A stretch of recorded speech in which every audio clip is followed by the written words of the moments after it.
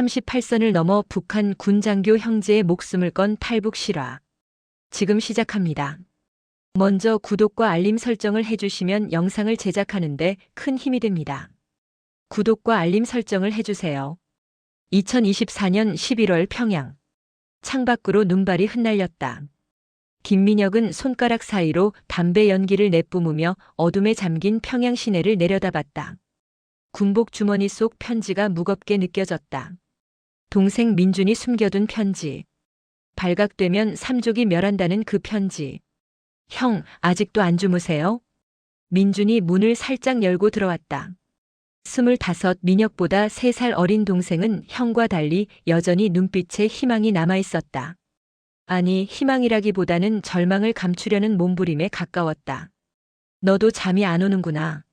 민혁은 담배를 끄며 동생을 바라봤다. 두 사람 모두 조선인민군 장교였다. 민혁은 소령, 민준은 대위. 엘리트 가문 출신으로 당에서 총망받는 장교들이었다. 그런데 왜 이 밤 두 형제는 잠을 이루지 못하는 걸까? 형, 정말로 갈 겁니까? 민준의 목소리가 떨렸다. 민혁은 고개를 끄덕였다. 우리에겐 선택의 여지가 없어. 알잖아, 일주일 후면. 말을 마치지 못한 민혁의 눈에 고통이 스쳤다. 일주일 후 그들의 아버지가 숙청될 예정이었다. 죄명은 반당 반혁명 분자. 증거는 조작되었지만 북한에서 증거의 진위는 중요하지 않았다. 김정은의 의심 그것만으로 충분했다. 3개월 전 2024년 8월.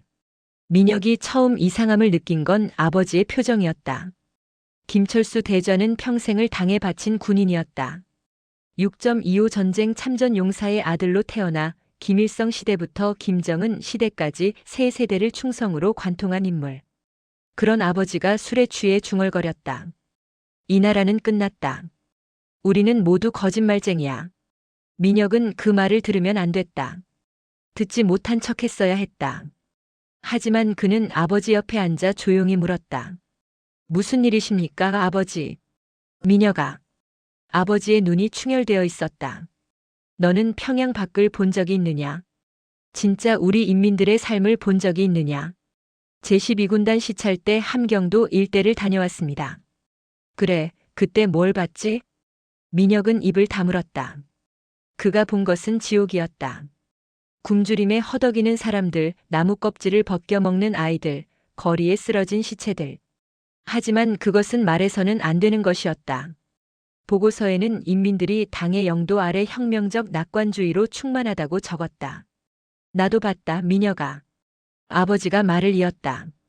지난달 양강도 검열 때 한 여자가 자식 시체 옆에서 울고 있더구나. 5살짜리. 굶어 죽었어. 그 어미가 나한테 말했지. 동무장군님, 우리 아이 좀 살려주시오. 이미 죽은 아이를. 아버지의 손이 떨리고 있었다. 나는 뭐라고 했는 줄 아나? 당의 정책을 믿고 혁명적으로 극복하라고 했어. 죽은 아이 옆에서. 그날 밤 민혁은 처음으로 의심했다. 자신이 평생 믿어온 모든 것을. 위대한 수령님 선군 정치 주체 사상. 그 모든 화려한 구호 뒤에 숨겨진 진실을. 2주 후 민준이 형의 숙소를 찾아온 건 한밤중이었다. 동생의 얼굴은 창백했다. 형, 큰일 났어요. 무슨 일이냐? 김대좌가. 아버지가 보위부의 조사를 받고 계십니다. 민혁의 심장이 멎는 것 같았다. 국가보위부. 북한에서 그곳에 끌려간다는 것은 사형 선고나 다름없었다. 이유가 뭔데? 정확히는 모르겠지만 양강도 시찰 보고서 문제라고 하더군요. 아버지가 실상을 축소 보고했다는 겁니다. 축소 보고? 네. 인민들의 생활상을 너무 좋게 보고했다고. 실제로는 더 심각한데 은폐했다는 거죠. 반면에 일부 간부들은 아버지가 당의 정책을 비판하는 내용을 보고했다고 주장하고 있어요. 민혁은 웃음이 나왔다. 아이러니했다. 진실을 보고하면 체제 비판으로 숙청되고 거짓을 보고하면 현실 은폐로 숙청된다. 어떻게 해도 죽는 게임이었다. 우리는 어떻게 되는 거지? 민준의 질문에 민혁은 대답할 수 없었다. 북한에서 반역자의 가족은 3대가 처벌받는다. 아버지가 처형되면 그들도 정치범수용소로 끌려갈 것이다. 그곳에서는 죽는 게 차라리 나은 고문이 기다린다. 9월 중순 민혁은 아버지의 옛 전우인 박 소장을 찾아갔다. 박 소장은 총정치국에서 일하는 실세였다. 그가 도울 수 있다면 아버지를 구할 방법이 있을지도 몰랐다. 민혁이 왔구나. 박 소장은 민혁을 맞이하며 쓸쓸하게 웃었다. 그의 사무실은 김일성과 김정일, 김정은의 초상화로 가득했다. 하지만 그의 눈빛은 죽어 있었다. 아버지를 도와주십시오, 소장 동지. 도와주길 바라는 건가 아니면 진실을 듣길 바라는 건가? 박 소장이 창밖을 바라보며 말했다. 자네 아버지는 이미 끝났네. 결정은 최고 존엄께서 내리셨어. 나도 자네도 그 누구도 막을 수 없지. 하지만 아버지는 평생을 당에 바치셨습니다. 그게 문제야. 박 소장이 돌아섰다. 자네 아버지만큼 충성스러운 사람도 없지. 바로 그렇기 때문에 위험한 거야. 철수는 너무 많은 것을 알고 너무 오래 버텼어. 그리고 최근 들어 변했지. 변했다니요? 양심이 생긴 거야. 이 체제에서 양심은 독약이네. 철수는 진실을 보기 시작했어. 그리고 최고 존엄은 진실을 보는 자를 용납하지 않지. 박 소장은 책상 서랍에서 서류 뭉치를 꺼냈다. 이걸 보게. 자네가 볼 자격이 있어. 민혁이 서류를 펼쳤다. 그것은 북한 전역의 실제 상황 보고서였다. 공식 보고서가 아닌 최고 위층만 보는 진짜 보고서. 함경북도 회령시 인구 3만 중 지난 겨울 아사자 1200명 추정.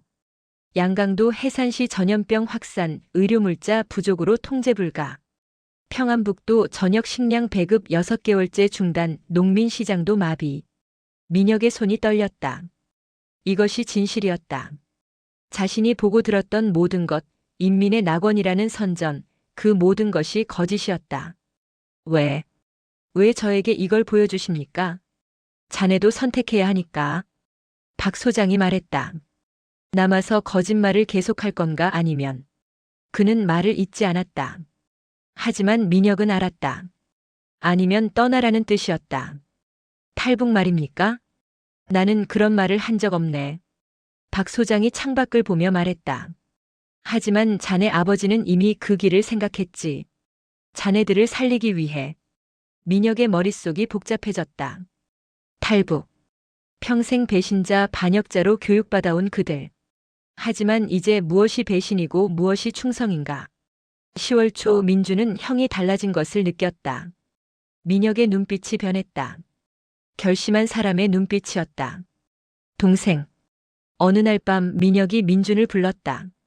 우리 떠나자. 형 무슨. 북한을 떠나는 거야. 탈북하자. 민준은 형을 빤히 쳐다봤다. 농담이기를 바랐다.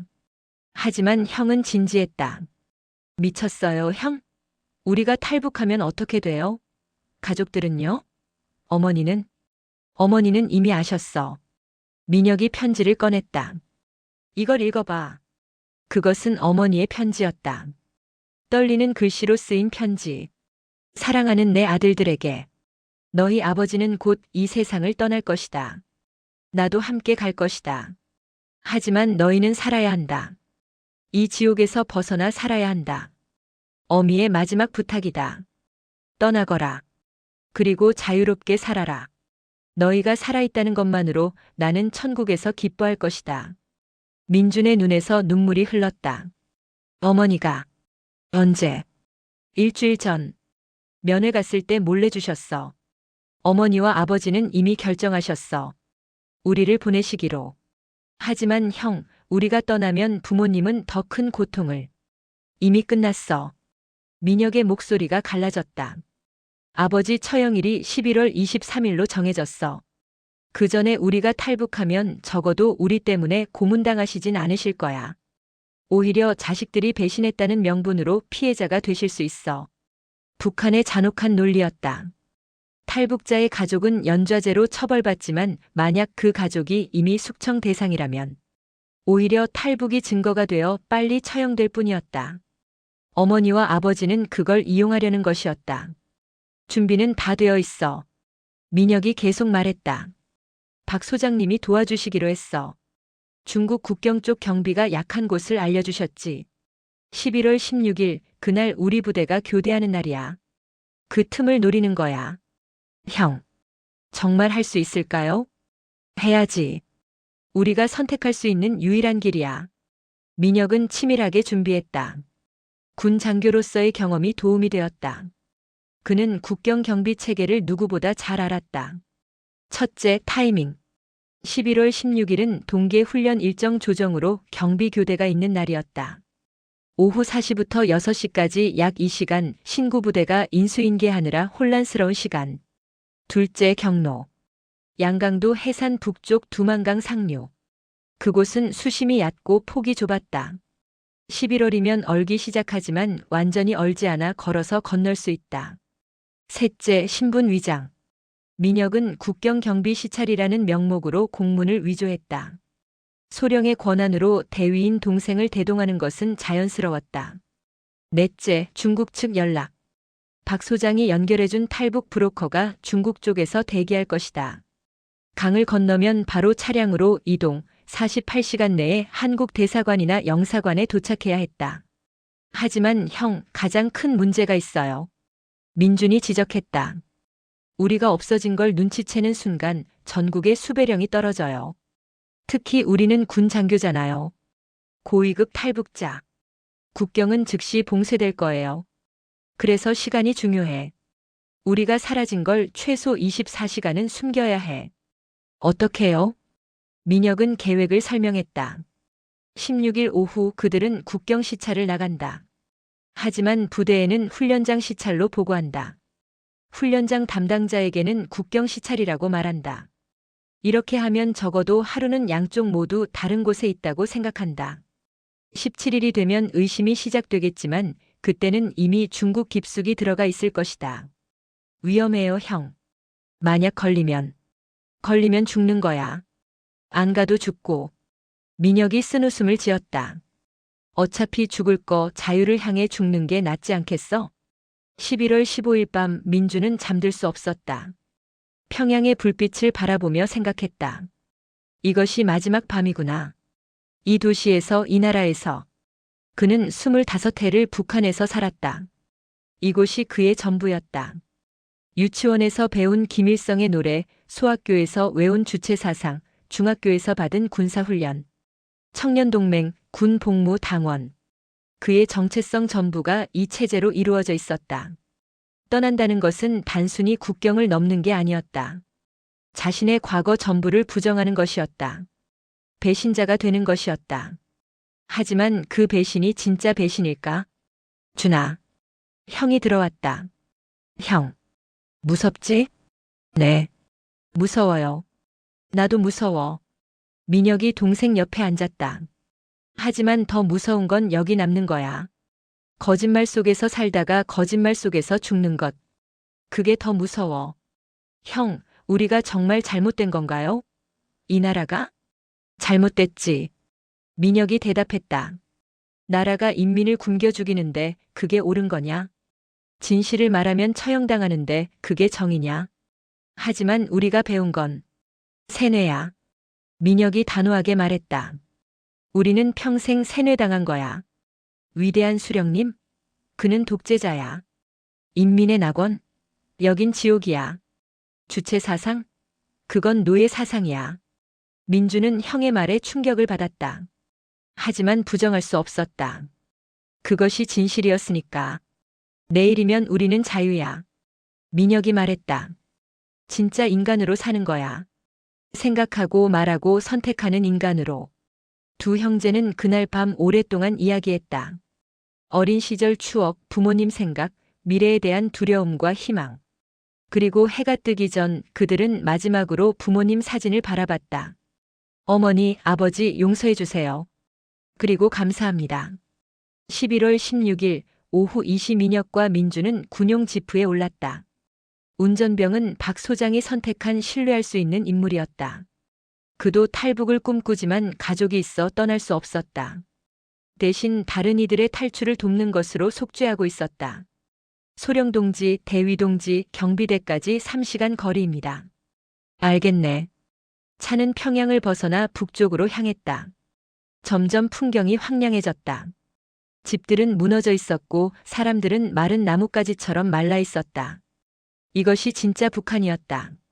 평양의 화려함 뒤에 숨겨진 진실. 오후 4시 그들은 국경 경비 초소에 도착했다. 교대 시간이었다. 예상대로 혼란스러웠다. 새로운 부대는 장비를 설치하느라 바빴고 떠나는 부대는 짐을 싸느라 정신없었다. 소령동지, 어떻게 오셨습니까? 초소 책임자가 당황하며 달려왔다. 긴급 시찰이네. 본부 명령이야. 민혁은 위조 문서를 내밀었다. 책임자는 문서를 확인하며 땀을 흘렸다. 교대 중에 상급자가 시찰을 나온다는 것은 문제가 있다는 신호였다. 준비 상황을 보고하게.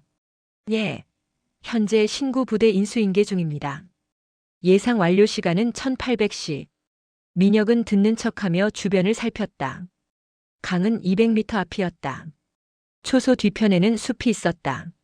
완벽했다. 책임자 동지, 강 쪽 경비를 직접 확인하겠네. 지금은 교대 중이라 인원이 부족합니다. 그래서 확인하는 거 아닌가? 민혁이 소리쳤다. 저기 이 틈을 노릴 수 있어. 책임자는 굴복했다. 민혁과 민주는 강 쪽으로 걸어갔다. 그들의 심장이 미친 듯이 뛰었다. 오후 4시 47분 두 형제는 강변에 도착했다. 주변에는 아무도 없었다. 초소에서는 200m 떨어져 있어 보이지 않았다.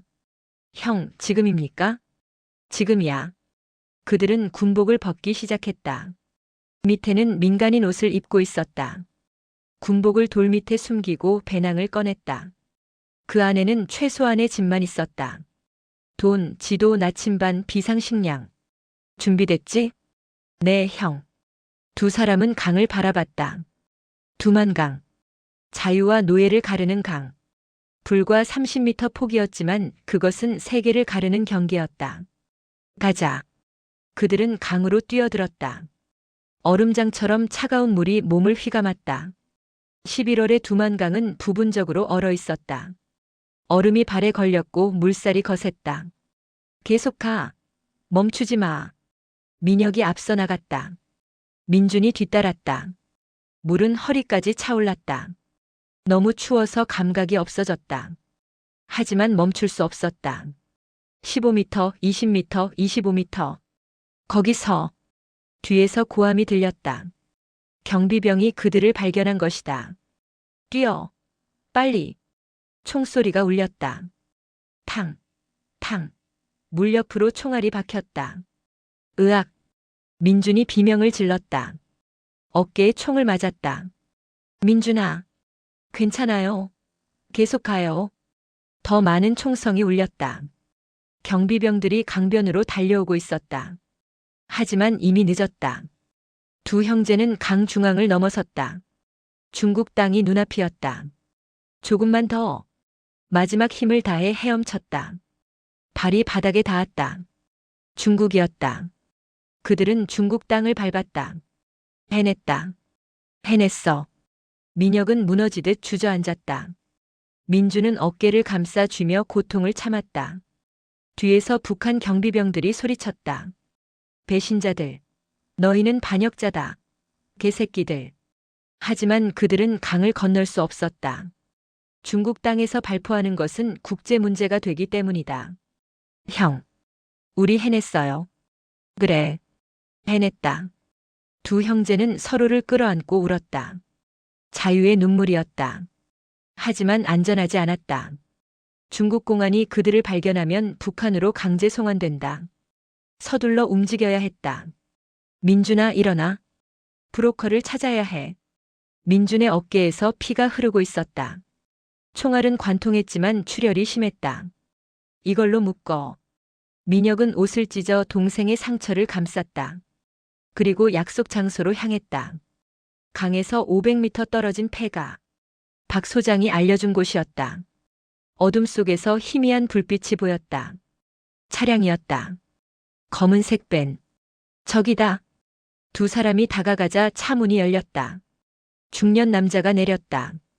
김민혁 소령? 그렇소. 빨리 타요. 시간이 없어. 차에 오르자마자 차는 출발했다.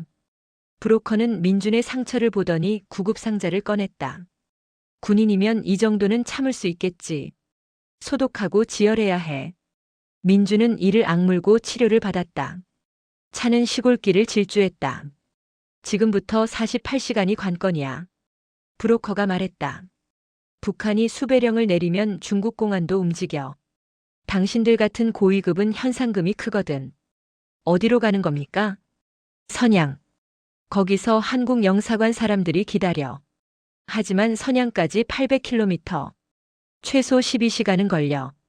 차는 밤새 달렸다. 민혁은 창밖을 바라보며 생각했다.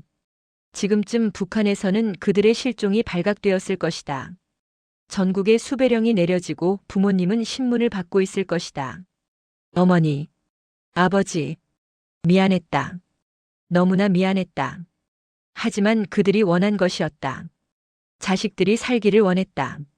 11월 17일 오전 6시 소령님 일어나세요. 브로커가 민혁을 깨웠다. 어느새 날이 밝았고 차는 고속도로 휴게소에 정차해 있었다. 여기가 어디요? 창춘 근처. 4시간 더 가면 선양이야. 식사하고 화장실 다녀와요. 하지만 조심해. CCTV 피하고 사람들 눈에 띄지 마. 두 형제는 조심스럽게 차에서 내렸다. 중국이었다. 북한과는 완전히 달랐다. 휴게소는 사람들로 붐볐고 상점에는 물건이 가득했다. 이것이 정상적인 세계였다. 형, 저기 좀 보세요. 민준이 TV를 가리켰다. 뉴스가 나오고 있었다. 화면에는 그들의 사진이 떠 있었다. 북한 소령급 군관 형제 탈북 추정. 김정은 긴급 비상령 발동. 중국어 자막이었지만 이해할 수 있었다. 이미 뉴스가 되었다. 생각보다 빨랐다. 빨리 가야 해. 그들은 서둘러 차로 돌아왔다. 봤어요? 뉴스에 나왔어요. 알아. 그래서 루트를 바꿀 거야. 브로커가 진지했다. 선양은 위험해. 공안이 대기하고 있을 거야. 대신 베이징으로 가자. 베이징요? 거기 한국 대사관 있어. 더 멀지만 안전해. 하지만 20시간은 걸려. 선택의 여지가 없었다. 차는 방향을 틀어 베이징으로 향했다. 같은 시각 평해에서는 어떻게 된 일이냐? 김정은의 노호가 집무실을 울렸다. 앞에는 보위부장과 인민군 총참모장이 무릎 꿇고 있었다. 소령급 군관 2명이 탈북했다는 것이 말이 되는가? 그것도 형제가. 죄송합니다, 원수님. 죄송하다고? 이건 단순한 탈북이 아니야. 김정은이 책상을 쳤다. 군사 기밀을 알고 있는 장교들이야. 이들이 남조선에 가서 떠들면 어떻게 되겠어? 중국 공안과 협조하여 추적 중입니다. 48시간 내에. 48시간이면 이미 한국 대사관에 들어간다. 김정은이 소리쳤다. 당장 모든 수단을 동원해. 중국에 있는 우리 요원들 모두 투입하라. 죽이든 붙잡든 절대 한국에 가지 못하게 해. 예, 원수님. 북한의 암살 부대가 움직이기 시작했다. 11월 17일 오후 3시 중국 베이징 인근. 위험해요. 브로커가 긴장한 목소리로 말했다. 뒤에서 계속 따라오는 차가 있어. 이 시간째. 민혁이 뒤를 돌아봤다. 검은색 세단이 일정한 거리를 유지하며 따라오고 있었다. 북한 요원인가요? 아마도. 이건 좋지 않아. 어떻게 하죠? 베이징 시내로 들어가야 해. 사람이 많은 곳으로. 그리고 대사관까지 뛰는 거야. 차는 속도를 높였다. 뒤따르던 세단도 속도를 높였다. 추격이 시작된 것이었다. 붙잡아. 브로커가 핸들을 꺾었다. 차가 급커브를 돌며 옆길로 빠졌다. 뒷차도 따라왔다. 이제 확실했다. 북한 요원들이었다. 시내까지 10분. 버텨요. 차는 미친 듯이 달렸다. 좁은 시골길을 질주했다. 뒤에서 총소리가 들렸다. 차 뒷유리가 깨졌다. 엎드려요. 민혁이 민준을 밀어눕혔다. 총알이 차체를 뚫고 들어왔다. 브로커가 신음했다. 괜찮습니까? 팔에 맞았어. 괜찮아, 계속 가. 차는 계속 달렸다. 마침내 베이징 외곽이 보이기 시작했다. 건물들이 나타나고 차들이 많아졌다. 저기, 대사관은 저쪽이야.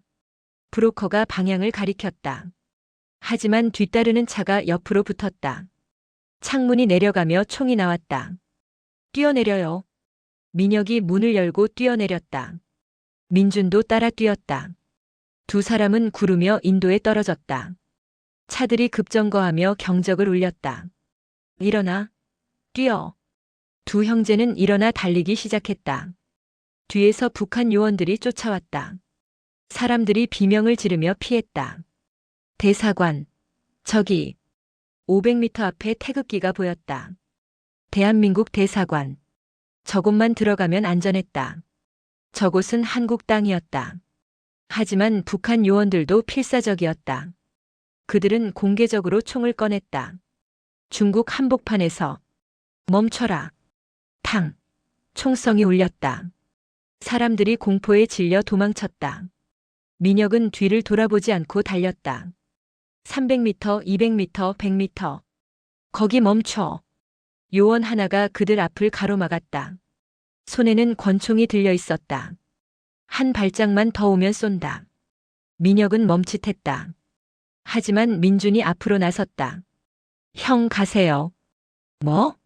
저는 어차피 부상당했어요. 형이라도 가야 해요. 부모님의 죽음을 세상에 알려야죠. 미친 소리 하지 마. 형. 민준이 소리쳤다. 우리가 여기까지 온 이유를 잊으셨어요? 진실을 알리기 위해서잖아요. 민준은 갑자기 요원에게 달려들었다. 요원이 놀라며 방아쇠를 당겼다. 탕. 민준아. 민준의 몸이 쓰러졌다.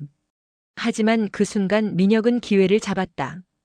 그는 요원을 제압하고 권총을 빼앗았다. 그리고 민준을 업었다. 버텨, 동생아. 거의 다 왔어. 그는 마지막 힘을 다해 달렸다. 대사관 정문이 눈앞이었다. 경비원들이 문을 열었다. 들어오세요. 빨리. 민혁은 문턱을 넘었다. 그 순간 세상이 바뀌었다. 북한이 아닌 자유 대한민국의 땅을 밟은 것이었다. 의료진. 빨리. 대사관 직원들이 달려왔다. 민준을 들것에 옮겼다. 민혁은 그제야 무너졌다. 해냈다. 우리 해냈어. 11월 18일 베이징 한국 대사관 내 의무실. 민준은 수술을 받았다. 총알은 복부를 관통했지만 다행히 주요 장기를 피해갔다. 의사들은 그가 살 것이라고 했다. 민혁은 동생의 침대 옆에 앉아 있었다.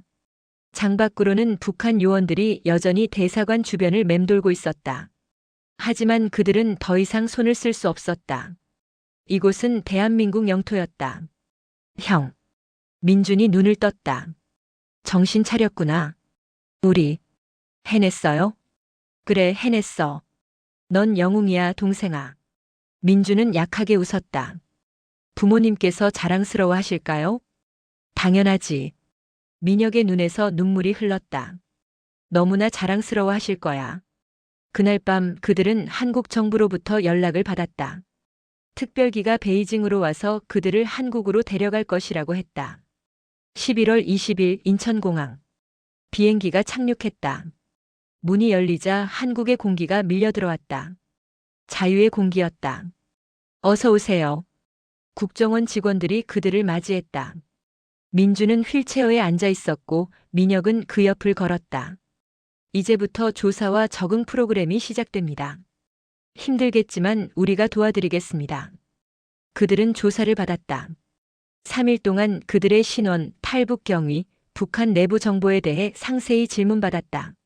민혁은 모든 것을 털어놨다. 아버지의 죽음, 북한의 참상, 체제의 거짓. 12월 1일 서울 국정원 청사. 김민혁 씨, 이제 선택하셔야 합니다. 조사관이 말했다. 신원을 공개하고 북한의 실상을 증언하실 건가요? 아니면 조용히 사실 건가요? 민혁은 망설이지 않았다. 증언하겠습니다. 하지만 그렇게 되면 표적이 됩니다. 북한은 당신을 제거하려 할 것입니다.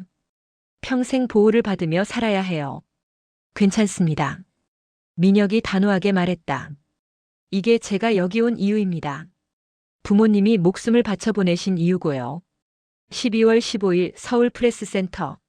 기자회견장은 취재진으로 가득 찼다. 전 세계 언론이 모였다.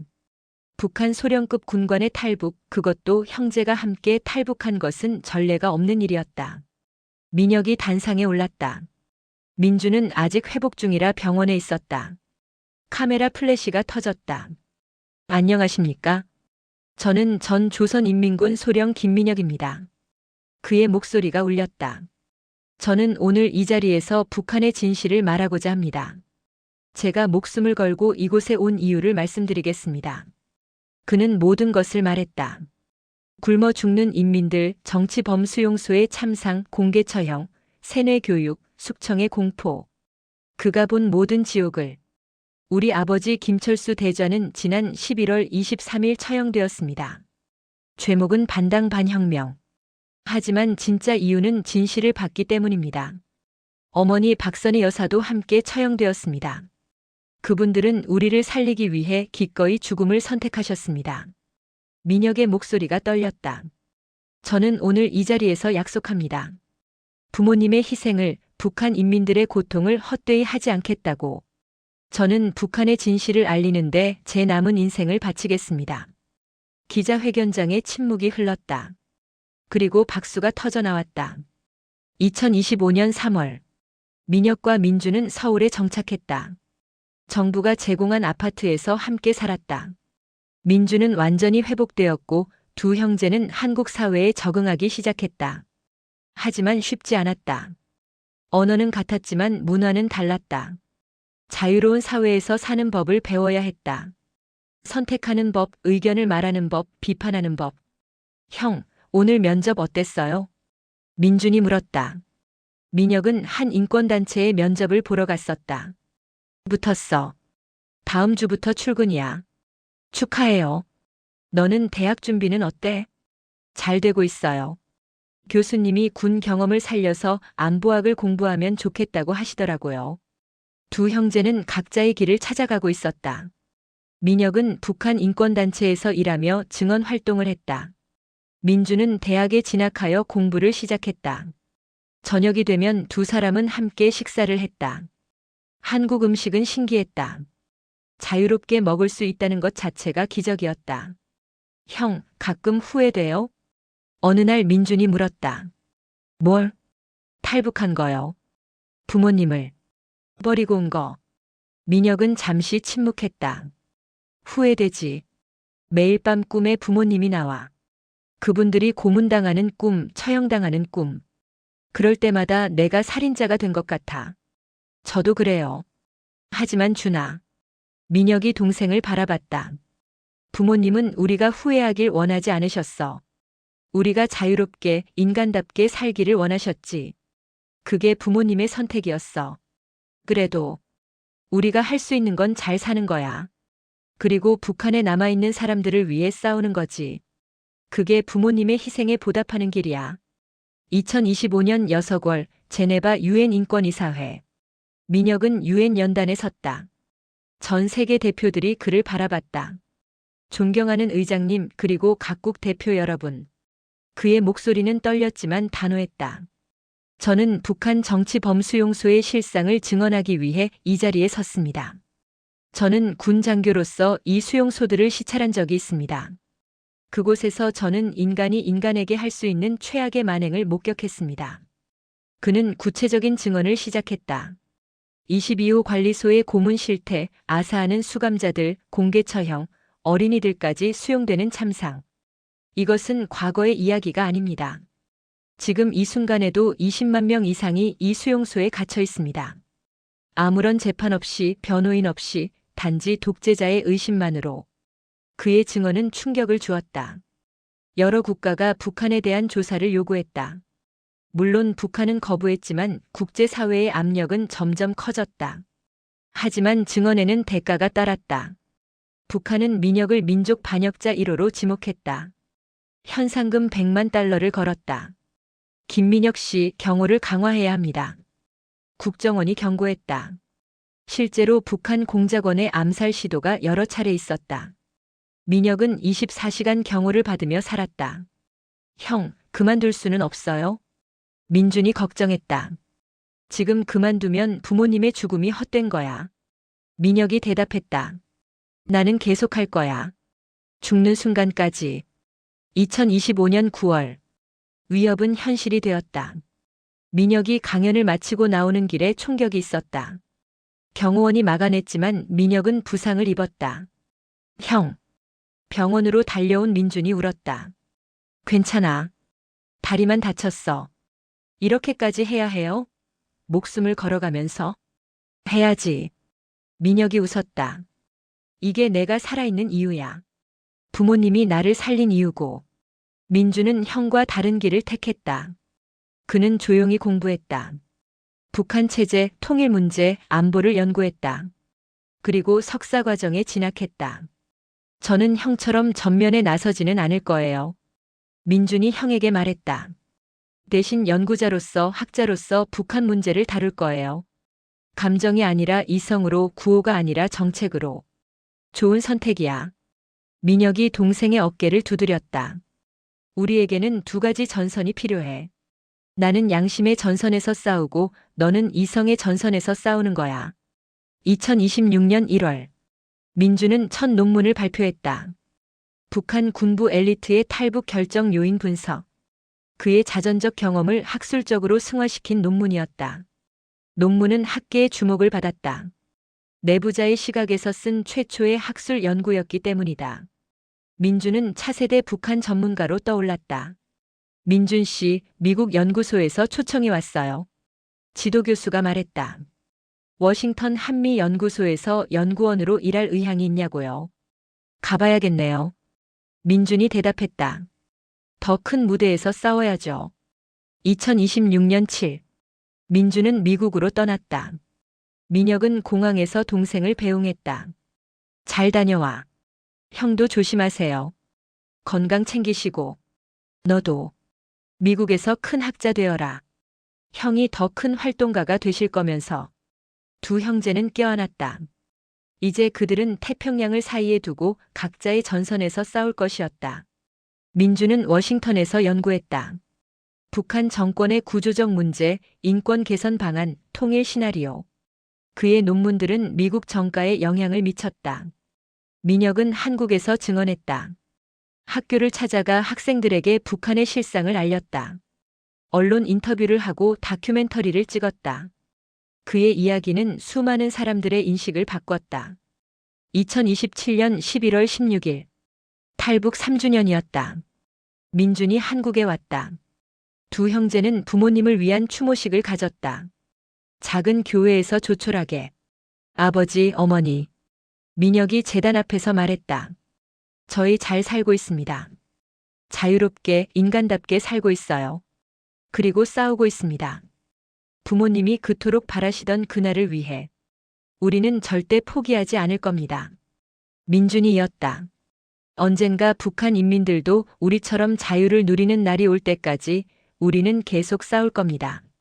추모식이 끝나고 두 형제는 한강을 걸었다. 3년 전 그들이 건넌 두만강과는 너무나 다른 강이었다. 자유의 강이었다. 형, 후회 안 해요? 가끔은 해. 부모님 생각하면. 민혁이 솔직하게 말했다. 하지만 우리가 한 일은 옳았어. 진실을 위해, 자유를 위해 한 선택이었으니까. 저도요. 힘들지만. 의미 있어요. 그래, 의미가 있지. 두 사람은 강물을 바라봤다. 저 건너편 북쪽 어딘가에 그들의 조국이 있었다. 하지만 이제 그곳은 조국이 아니었다. 감옥이었다.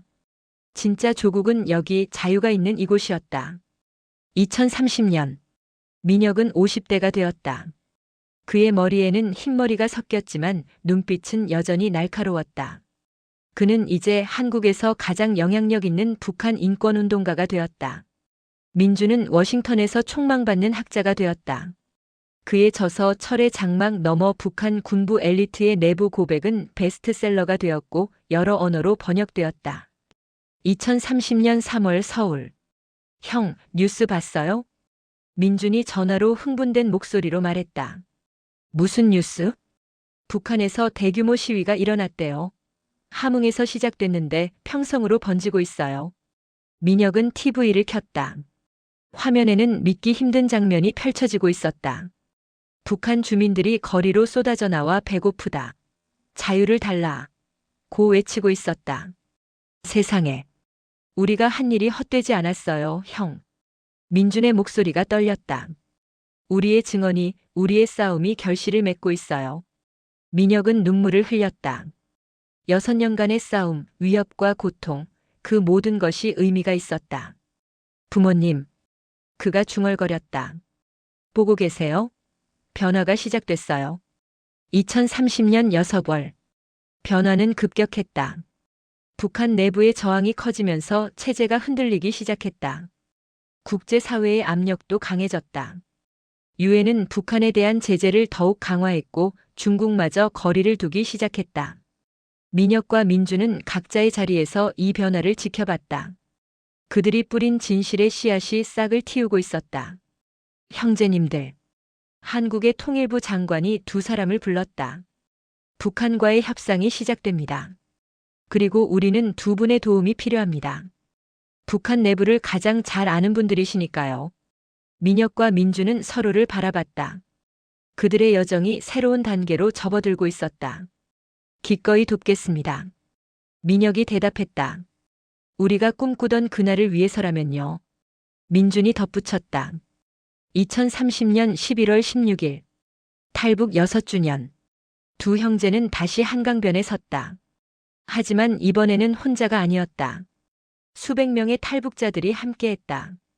그들 모두 민혁과 민준의 용기에 영감을 받아 탈북을 결심한 사람들이었다. 여러분. 민혁이 마이크를 잡았다. 6년 전 오늘 저와 제 동생은 이 나라에 왔습니다. 아무것도 없었습니다. 단지 진실과 자유에 대한 갈망만 있었죠.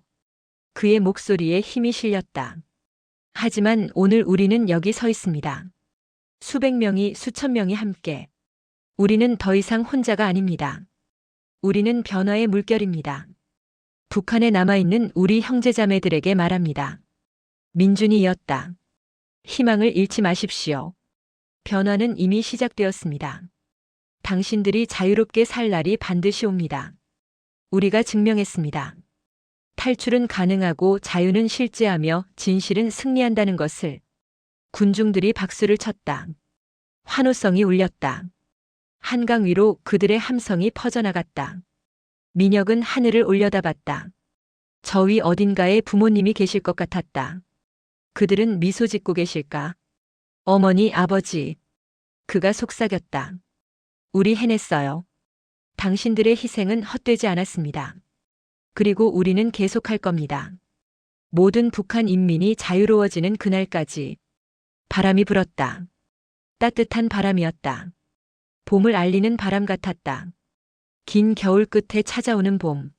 민준이 형의 어깨에 손을 올렸다. 형, 우리 잘했죠? 그래. 민혁이 고개를 끄덕였다. 우리 정말 잘했어. 두 형제는 한강을 바라보며 서 있었다. 그들 앞에는 자유가 있었다. 그들 뒤에는 희망이 있었다. 그리고 그들 마음속에는 변치 않는 확신이 있었다. 언젠가 반드시 모든 북한 인민이 이 자유를 누리게 될 것이라는 확신. 그날을 위해 그들은 오늘도 싸울 것이다. 이 이야기는 실제 탈북자들의 증언을 바탕으로 재구성한 픽션이다. 하지만 그 안에 담긴 고통과 용기, 희망과 절망은 모두 진실이다. 지금 이 순간에도 북한에서는 수백만 명이 굶주리고 있다. 정치 범수용소에는 20만 명 이상이 갇혀 있다. 탈북을 시도하다 잡힌 이들은 공개 처형당하거나 끔찍한 고문을 받는다. 하지만 그럼에도 불구하고 사람들은 계속 탈북을 시도한다. 자유를 향한 인간의 갈망은 그 어떤 철조망도 지뢰밭도 총탄도 막을 수 없기 때문이다. 민혁과 민준 형제의 이야기는 수천 명의 탈북자들이 겪은 이야기다. 그들은 모두 무언가를 잃었다. 가족을, 친구를, 고향을. 하지만 그들은 무언가를 얻었다. 자유를, 진실을, 인간의 존엄을. 이 이야기를 읽는 모든 이에게 묻고 싶다. 당신이라면 어떤 선택을 했을까? 거짓 속에서 안전하게 살 것인가, 진실을 위해 모든 것을 걸 것인가. 민혁과 민주는 후자를 택했다. 그리고 그들의 선택은 세상을 조금씩 바꾸고 있다. 진실의 대가는 크다. 때로는 목숨을 걸어야 한다. 하지만 거짓의 대가는 더 크다. 영혼을 잃는 것이기 때문이다. 북한 인민들에게 그리고 전 세계 억압받는 모든 이들에게 이 이야기를 바친다. 희망을 잃지 말라. 자유는 반드시 온다. 그것이 인류 역사가 증명하는 진리이기 때문이다. 그리고 이미 자유를 누리는 우리에게도 질문을 던진다. 우리는 그들을 위해 무엇을 하고 있는가? 우리의 자유가 당연한 것이 아님을, 누군가는 목숨을 걸고 얻어야 하는 것임을 기억하고 있는가? 민혁과 민준의 싸움은 계속된다. 그리고 그것은 우리 모두의 싸움이기도 하다. 인간의 존엄과 자유를 위한 끝나지 않는 싸움. 여러분 재미있으셨나요? 구독과 좋아요, 그리고 알림 설정을 잊으셨다면 지금 바로 구독과 좋아요, 그리고 알림 설정을 부탁합니다.